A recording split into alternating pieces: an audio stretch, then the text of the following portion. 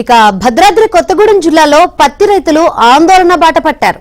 Julurupadu market యార్డులో పత్తి కొనుగోలు ఆపేశారని రైతులు ఆగ్రహం వ్యక్తం చేశారు.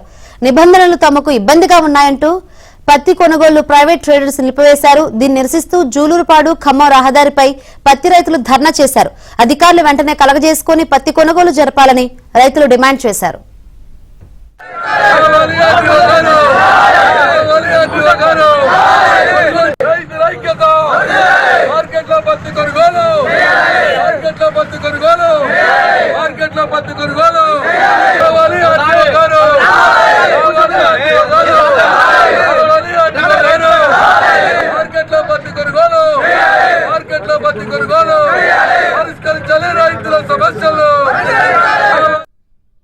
జూలూరుపాడు పత్తి మార్కెట్ లో అర్ధాంతరంగా పత్తి కొనుగోలుని నిలిపివేయడం జరిగింది.